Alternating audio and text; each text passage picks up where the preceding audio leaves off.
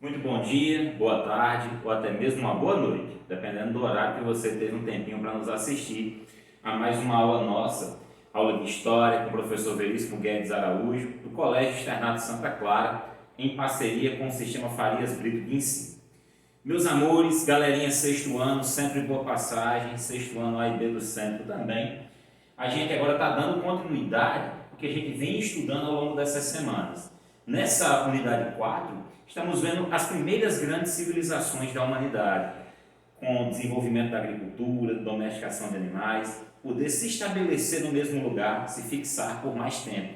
Esse processo de sedentarização, do desenvolvimento agrícola, certo, meus amores? Desenvolvimento já do comércio também, de forma própria de escrita, com uma organização social mais complexa, hierarquizada, em forma de uma pirâmide, lá no topo os governantes, e descendo em estamentos o resto da sociedade. Marca também a desigualdade social. No tema 1, a gente teve a oportunidade de estudar os povos da Mesopotâmia. Mesopotâmia, que quer dizer terra entre rios, por estar localizada entre os rios Tigre e Eufrates. E como vocês vão poder observar, essas primeiras grandes civilizações da humanidade surgiram na margem de grandes rios, que é o que possibilitava a prática agrícola, a criação de animais e se estabeleceu ali por mais tempo. Nós vimos os sumérios, hititas, caldeus, amoritas, babilônios e vários outros povos. O florescer dessa cultura, dessas grandes civilizações lá no Oriente Médio. Na unidade, no tema 2, a gente começou a estudar o Egito Antigo, como surgiu a agricultura nas margens do rio Nilo, em meio ao deserto, mas o Nilo está ali, um presente, uma dádiva dos deuses. E a gente foi estudando já vários aspectos da civilização egípcia. Vimos que no início se organizavam em nomos, pequenos reinos, depois teve o período da unificação entre Alto e Baixo Egito. Se unificaram os dois com o rei Menes, o primeiro faraó. A gente estudou já vários aspectos da civilização egípcia. E agora a gente vai dar uma olhadinha na vida e a morte no Antigo Egito.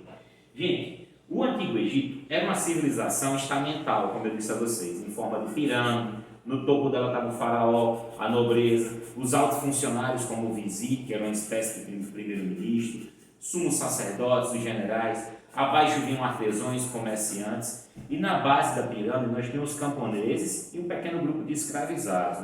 Não dá para insistir nesse erro de achar que no Egito a maior parte da população era escrava. Não, eram camponeses, livres. Porém, trabalhavam em servidão coletiva, no modo de produção asiático. Todo mundo trabalhava, tudo que era produzido ia para o faraó, ele tirava a maior parte e redistribuía o resto. E a economia no Antigo Egito era organizada em torno da economia de agropastoril de regadio, certo? Agro, agricultura, pastoril, pastos e criação de animais, e regadio, usando a água do rio para irrigar tudo isso. E o Egito se destacou pela sua arquitetura, pelo estudo dos astros, conhecimento da álgebra, matemática, cálculos perfeitos para a sua engenharia, construção de grandes templos, pirâmides, a esfinge. Quando você fala em obra faraônica até os dias de hoje, estamos falando de grandes obras, como do Antigo Egito. Deixaram um grande legado, tinham 3 escritas, hieróglifica, demótica e hierática, como a gente vai ver. Tinham uma religião própria, eram politeístas, acreditavam em vários deuses. E esses deuses, essa crença nesse tipo de Deus em específico que eles tinham, conhecida como antroposomórficos. Eles achavam que esses deuses eram misturas de homens e animais, corpo humano e cabeça de animal. E eram vários deuses que para eles estavam ligados aos fenômenos da natureza. Eles acreditavam também, meus amores, na vida após a morte. Por isso a prática da mumificação, que a gente vê tanto em desenhos e filmes de terror há muitos e muitos anos. A cultura egípcia, ela influencia a literatura, o cinema, a música há muito tempo. Ela é fascinante, é fantástica. Por isso um convite a vocês para a gente olhar alguns aspectos da cultura egípcia aqui. Vamos nessa, meus amores? Aqui a religião do Antigo Egito, que eu já vim pincelando para vocês. Politeístas acreditam em vários deuses. Deuses antroposomórficos, mistura de homens com animais, ser humano e animais. Certo, meus amores? Vamos lá. No Antigo Egito, a religião estava presente em todos os momentos da vida. Os egípcios atribuíam fenômenos naturais, como a chuva, a cheia dos rios e a fertilidade do solo, a diferentes deuses. Eles acreditavam sim que esses deuses interferiam diretamente no dia a dia, no cotidiano. Por isso construíam grandes templos, faziam oferendas, sacrifícios para homenagear esses deuses, garantir assim uma boa colheita, a cheia do rio e a fertilidade do solo. Então eles já acreditavam que esses deuses interferiam no cotidiano. E como eles acreditavam na vida após a morte, na reencarnação, na volta do espírito, da alma para o corpo, além da mumificação, tinha uma série de rituais em adoração aos deuses. Certo, meus amores? Na imagem aqui são retratados alguns deuses. Horus, homem com cabeça de falcão, que representa o dia. Osíris, que está sentado bem aqui, o rei do mundo dos mortos. Ísis, sua esposa, e Nefertites, ou Nefites, como está colocado aqui, irmã de Ísis. Então aqui são alguns desses deuses, tá certo, meus amores? Depois eu conto a lenda de Osíris para vocês, que influenciou até aquela música Faraó, que todo carnaval toca bastante. Que tem a ver o Osíris, é pai do Horus, e assim por diante. Nesse ritual aqui, onde está representado aqui no livro dos mortos, ó gente, é no livro dos mortos essa página aqui, ele vai representar quando morria o egípcio, ele acreditava, né, a crença dele, a religião dele, que sua alma era levada por Anubis até Osíris, e lá teria seu coração pesado. De um lado do prato da balança estava o seu coração, do outro uma pena. Se seu coração fosse leve, igual a pena, significava que você não tinha culpa no coração, que você tinha tido boas ações na vida, e você teria o direito da vida eterna, de reencarnar, voltando assim para o seu corpo. Certo? Se fosse mais pesado, seu coração seria devorado por um demônio, Antubo, uma mistura de leão, crocodilo e hipopótamo. Terrível, viu, gente? E aqui, já falando em vida após a morte, eu quero chamar a atenção de vocês para a questão da mumificação. Certo, meus amores? Vamos nessa então. Crença na vida após a morte. Os antigos egípcios acreditavam na continuidade entre a vida terrena e a vida após a morte. Por isso, preparavam os corpos dos mortos para seguir caminho rumo ao mundo inferior, através do ritual de mumificação. Nele, o corpo do morto era limpo, seco, perfumado e depois enfaixado para ser conservado. Nesse processo, enquanto sua alma era levada por Anubis até o julgamento de Osíris, seu corpo aqui era preparado para que, caso você alcançasse o dom da vida eterna, voltaria para o seu corpo. Agora, gente, antes de explicar aqui o passo a passo do ritual de mumificação, eu quero lembrar para vocês que a desigualdade social no Antigo Egito, a diferença entre ricos e pobres, ela acontecia até após a morte. É isso mesmo. Esse ritual aqui era só para os mais ricos, os nobres e o faraó. Tinha um corpo mumificado e enterrado em grandes tumbas, com seus bens pessoais, tesouros, riquezas, comida, tudo o que precisa na vida terrena era guardado com ele. Os faraós, gente, começaram a construir as grandes pirâmides como tumbas para guardar seu corpo e seus tesouros para a vida eterna. Mas os mais pobres não passavam por esse ritual aqui e eram enterrados em covas comuns. Olhe como era gritante essa diferença entre os mais ricos e os mais pobres no Antigo Egito. Então vamos lá. No primeiro passo da mumificação após a morte, eles abriam o corpo aqui do defunto, certo? Do cadáver, retiravam seus órgãos internos e colocavam em vasilhas, como vocês podem observar aqui no detalhe. Cada vasilha dessa, a tampa dela era em homenagem a um deus, para abençoar e guardar esses órgãos, para que eles vivessem também. A partir daí, eles colocavam bicarbonato de sódio em todo o corpo, para secar e preservar o cadáver. E esperavam aproximadamente entre 60 e até 70 dias. Passado esse prazo, o corpo era preenchido com óleos e resinas para perfumá-lo e conservá-lo. Essências, ervas, tudo para o corpo ficar cheiroso e ser preservado também. E ao final, eles envolviam com faixas com ataduras de linho.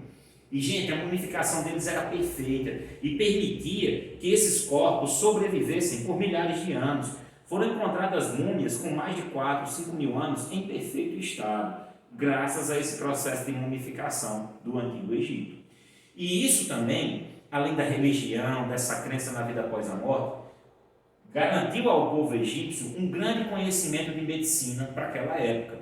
Porque como eles conheciam a anatomia humana, isso ajudou muito em cirurgias que eles já faziam naquela época, amputações, já conheciam anestesia, faziam próteses para membros amputados. Então, os egípcios desenvolveram uma civilização fantástica, meus amores. tá certo? Continuando aqui, agora falando da escrita. Do surgimento à decifração dos hieroglifos. Eles acreditam que a escrita dos egípcios surgiu por volta de 3.300 a.C. E, assim como a gente estudou nas aulas passadas os sumérios, os egípcios também desenvolveram uma forma de escrita para ajudar na organização da estrutura governamental do Egito, para registrar as grandes obras, a quantidade de pessoas que viviam no reino, a cobrança e pagamento de tributos e impostos, para fazer, gente, o controle daquilo que estava armazenado nos celeiros, o que tinha sido produzido de comida e o que estaria armazenado. Tudo isso era controlado, além dos textos governamentais, além também dos textos religiosos. Eles desenvolveram 3 tipos de escrita: hieróglifica, demótica e hierática. A hieróglifica era a mais complexa, que eles usavam em textos sagrados, em documentos oficiais, era pouco usada. As mais comuns eram a demótica e a hierática, que eram mais simples e eram usadas no cotidiano, no dia a dia. E quem cuidava desse trabalho todo eram os escribas, sempre representados nas pinturas com um papiro na mão, escrevendo, anotando tudo. Eles anotavam tudo. Era tipo assim, alguém compulsivo por anotar. Aí, com uma pedra, vou anotar. Produziu-se trigo, 60 braças de trigo, vou anotar.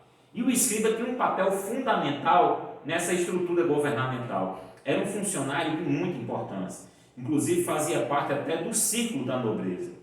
E esse conhecimento era restrito, e o emprego era tão bom que era passado de pai para filho. Certo, meus amores? Agora vamos ver aqui alguns detalhezinhos dessa escrita, que se dividia em 3 grupos: pictográfica, ideográfica e fonética.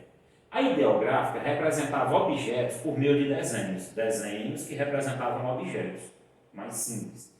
A ideográfica, simples entre aspas, né? Porque para vocês decorar esses símbolos todos, o que cada um queria dizer, era difícil pra caramba.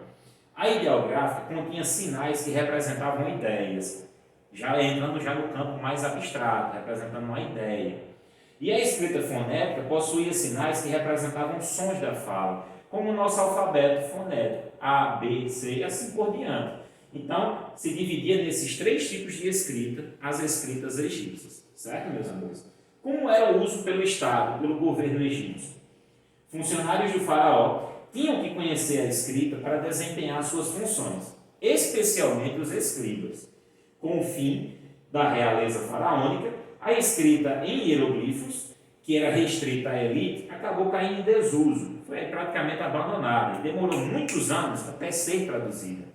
Vemos aqui, descoberta da Pedra de Roseta em 1799.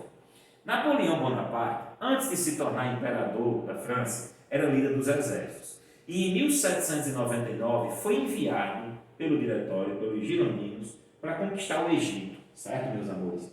E em 1799, soldados franceses descobriram na cidade de Roseta, por isso o nome Pedra de Roseta, no Egito, uma pedra com inscrições em hieroglifo, demótico e grego. Olha aí, tinha 3 idiomas diferentes, 3 tipos de escrita diferentes na mesma pedra. A partir dela, após mais de 20 anos de estudo, o linguista Jean-François Champollion pôde assim decifrar a escrita egípcia. E isso ajudou muito a se entender sobre o Egito Antigo. Meus amores, boa parte do que sabemos sobre o Egito Antigo, sobre tudo isso que eu venho falando para vocês, que é só um pontinho, para que vocês iniciem o estudo sobre o Egito, foi descoberto através de trabalhos de arqueólogos, historiadores, pesquisadores em geral, e a tradição oral, a história contada. E essa história egípcia encanta o mundo há milhares de anos, influenciando a literatura, o cinema, as artes em geral. Tem muita coisa interessante para conhecer sobre o Egito. Vamos nessa, vamos ler, vamos estudar. Tá certo, meus amores? E aqui a gente vai terminando o tema 3, que é o tema dessa semana, que a gente já trabalhou pelo Zoom. Espero que estejam todos bem, certo, meus amores? Se cuidem, cuidem de quem vocês amam. Fiquem em casa. Aqui juntos a gente vença todo esse processo que estamos vivendo. Beijo no coração de cada um e cada uma. Fiquem com Deus e até a próxima. Valeu, galera!